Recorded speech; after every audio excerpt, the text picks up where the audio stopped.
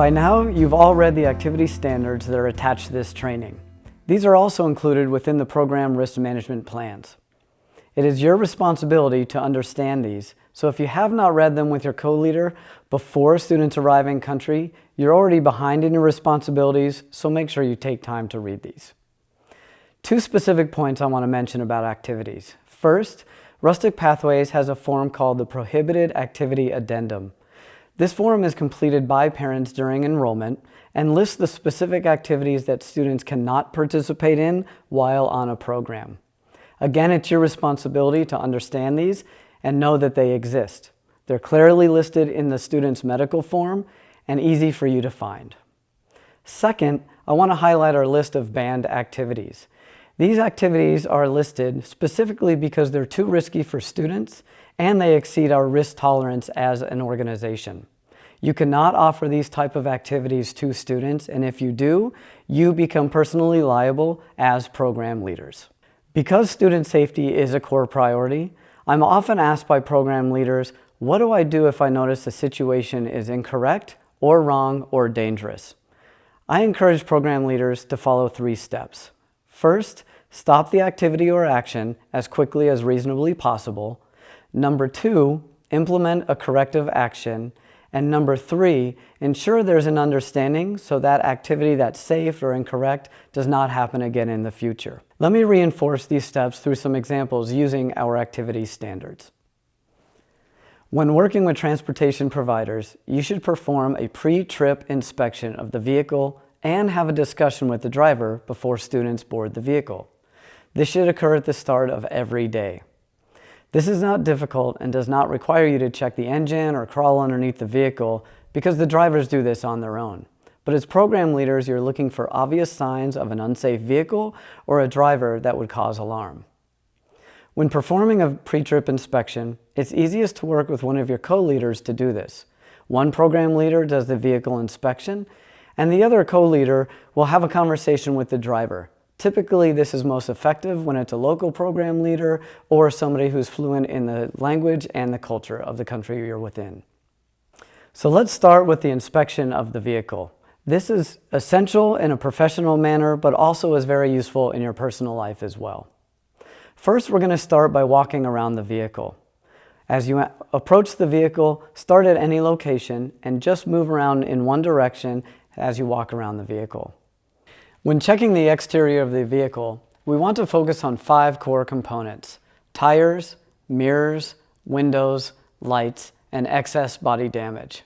Underinflated or damaged tires are the #1 cause of vehicle rollovers worldwide, so you want to ensure there's no visible threads showing along the sidewall or pieces missing from the tread of the tire. Mirrors cannot be missing, unusable, or hanging down alongside of the vehicle. The windows and windshield must be clear of cracks or damage that prevents clear sight from inside the vehicle to the outside. Lights, including headlamps and brake lights, must be present and in working order.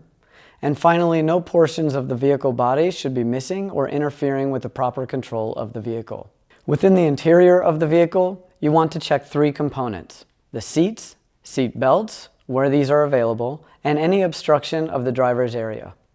To check the seats, simply give each seat a tug to ensure it isn't loose or dislodged from the frame of the vehicle. Seat belts need to be in good working order. And finally, the driver's area cannot have anything preventing safe steering and maneuvering of the vehicle, including anything that may roll underneath the brake or the accelerator. Now, let's engage with the driver of the vehicle to ensure they are alert, aware, and ready to go. We do this by having a conversation to look for signs of exhaustion, any smell of alcohol, or any other type of concern such as tired eyes, slurred speech, erratic behavior, or disorganized thought process. Here's what that conversation could look like.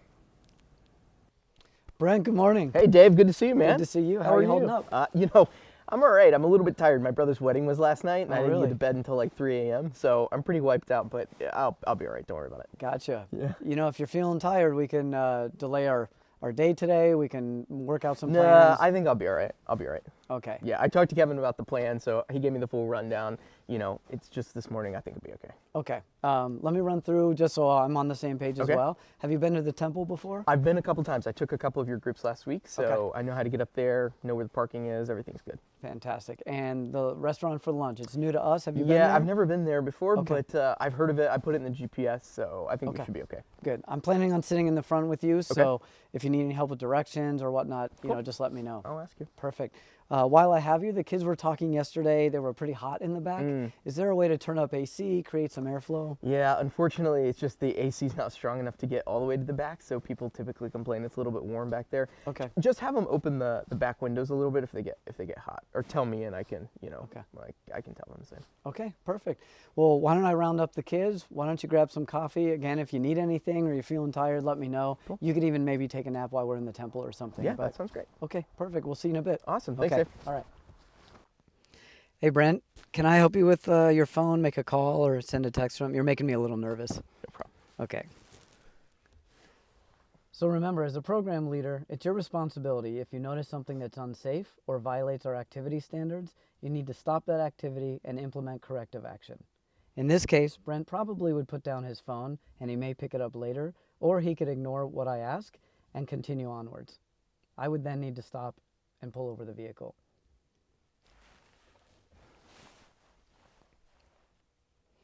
Hey Brent, do you mind pulling over? I really have to use the restroom. Okay, great. Now once the vehicle is pulled over, I'm going to have a conversation with Brent outside the vehicle, not necessarily in front of the kids, but have a private conversation about what that looks like. Again, I want to make sure he understands what I'm getting across and he cannot be on his phone while he's driving. Hey, is everything okay? I appreciate you pulling over there, Brent. Yeah, no Listen, problem. you kept using your phone after I asked you not to. It made me nervous, but it's also unsafe for the kids. And at Rustic, we have a policy about all of our drivers not being distracted, not using their devices while they're driving. So you either cannot do that anymore, or I'm going to have to call my manager and kind of report that you're having this unsafe activity. No, it's totally fine. I'll stop it. I was just trying to, my boss kept calling me and telling me Okay. about tomorrow's pickup. So Gotcha. let me just text him and tell him I can't pick up the phone for the next couple hours, and I got it totally. I All right. understand. Perfect. You know, I'm here to help, like I said, you know, this morning. So if you need me to do anything, fully happy to do that. But if you can't, just keep off your phone. No problem. Won't happen again. All right, thanks. Appreciate it. Cool. Okay. Transportation is one of the highest risk activities we do as an organization, and this needs to be treated as such.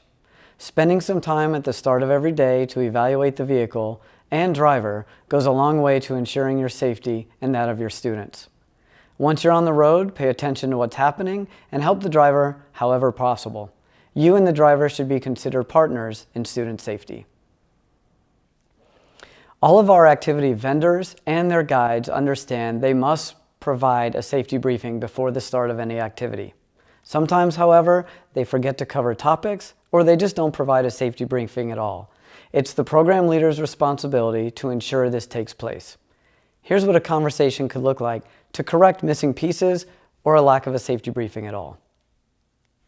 Hello everyone, welcome to biking. My name is Emily and I will be one of your biking guides today. Is everyone excited to get out there on the trail? Woo! Wonderful, wonderful. Do we have any first-time riders in the group? Oh, doesn't sound like it. All right, everyone go ahead and grab your helmet and grab a bike and we'll start hitting the trail. Actually, I think we do have a few people who are a little less comfortable, so if you could just kind of give a little bit more of an intro, that'd be great. Absolutely. Sorry about that, Kevin. All right, so when you grab your helmet, make sure to fit it onto your head. It should fit and rest right on your brow. And when you strap your strap, it shouldn't be too tight. You should be able to fit 2 fingers snug in the strap. If you can fit 3 fingers, that is not snug enough. So please find Kevin or I or John in the back and he will help fit your helmet. When you grab your bike, our bikes today have a hand brake. So make sure you get familiar with that when you get on. The right hand of your bike, the right brake, is associated with your back tire and the left hand is associated with your front tire. If you hit only the left brake, there is potential that you could go over the bike. So make sure that you're grabbing snug on your right brake. The trail we'll be doing today is about an hour and a half. don't worry, we'll take ample time for water and to have snacks and to be able to see the community we're riding through. The terrain is extremely flat and mostly on gravel, so you guys will be doing well. It's very easy ride. While we are riding, I will be at the back of the group, Kevin will be at the front of the group, and we will have the med kit at the back of the group with me. So grab me or Kevin or another program leader. We'll also have some other biking guides just in the middle to help you guys out. If you have any problems, feel free to stop us and we can stop, take a break, have some water and that kind of thing. So is everyone excited to get out there? Awesome. So Kevin, did you have anything else? Yeah, just a couple things. I would just want to remind everyone to grab your sunscreen. You know, we are going to be out for about an hour and a half, so definitely throw some of that on before we take off. And I'll bring mine just as a backup in case anyone needs a reapplication. We'll also make sure that you grab some water and grab a bar from that box over there. You know, we want you to have a little snack while we're out there because we will have lunch after we get back from the ride. And lastly, if anyone has any essential medications, you know, make sure that you bring those along. If you don't want to carry them, you can stick them in my bag, and I'll make sure that we carry those along. Wonderful. So Kevin and I will be walking around to make sure that you're fit into your bike. If we do not pass you or talk to you, please grab one of us to make sure that your bike is fit to your body. Thanks so much, and it looks like we're going to have a great day. Yeah, let's do it. So as you can see, this conversation does not have to be confrontational or aggressive. But it is your responsibility and duty of care as a program leader to ensure our students have all safety information and all equipment is sized appropriately. If it makes you feel better, pull the guide aside, have a private conversation with them, and allow them to speak again to the group. On most of our programs, we include activities that are not outsourced to a vendor. And in this case, you will be acting as the activity guide. An example would be a short day hike, swimming at a beach, or even an activity like kayaking. When this takes place, again, you are acting as the activity guide and must provide that safety briefing and ensure all safety equipment is sized appropriately. All information relating to the excursion, the time frame, bathroom breaks, and calling for help are all part of that safety briefing you'll be delivering. Here's what this conversation would look like for a swimming activity at a beach. Okay, my friends, welcome. We're gonna have a great beach day today. I'm pretty excited. It's gorgeous out here. Before we get into the water, I just wanted to run through a couple things with you, make sure we're all understanding the same thing. So that yellow flag you'll see down there is as far as we want to go on that side of the beach. And then over here, this tower, you can see it right there. That's as far as that side. So we want to stay in the middle when we're going out into the water. As far as going into the water, we always want to go as a group, but at a bare minimum, at least two of you, so you want to have a swim buddy. You don't want to go further than 10 meters into the water. That's going to be about waist level. There are waves that come in. There does seem to be a current that can pick up once you go deeper, so we want to stay at about that level. Those of you who don't want to go swimming, or if you come out of the water, I'm going to be here on the beach, Kevin's going to be in the water. So whenever anybody's in the water, one of us will always need to go in with you, and the other person will be here on the beach keeping eyes on you and watching what's going on, okay? Sunscreen, of course, water, the normal routine that we're used to at this point. But about every hour, we're going to be asking everybody just to come out, take a break, and take a little rest. Am I forgetting anything here, Kevin? The only other thing that I would add is that if you are going to stay up on the beach to start, before you go in the water, can you just come and let Dave know? Yeah, just so that he knows actually how many people to be doing a head count for out there in the water, and he'll signal it to me so that I can be tracking how many are out there as well. Perfect. Last point I want to mention, on the sides over by where I told you to stay within, there are some rocks and there are some coral. You want to stay away from those areas. So again, just in the middle, make sure you're with your swim buddy, and we're good to go. Cool. Okay, have fun. So now's a good time to note that not all of our students are good swimmers. Some have never even swam before. This will be noted in the student's medical form, and it's also important to cover this topic during your one-to-one conversation at the start of the program. If this is the first time you'll be swimming with your group, you should take a minute to talk privately to those students that you know are poor swimmers. Determine their level of comfort in the area and make sure they feel reassured and safe. Always make sure one program leader stays in the water while students are swimming, and another is on the shore keeping eyes of people in the water. It's okay if non-swimmers choose not to swim, and you should make sure they don't feel pressured to do something they don't want to do.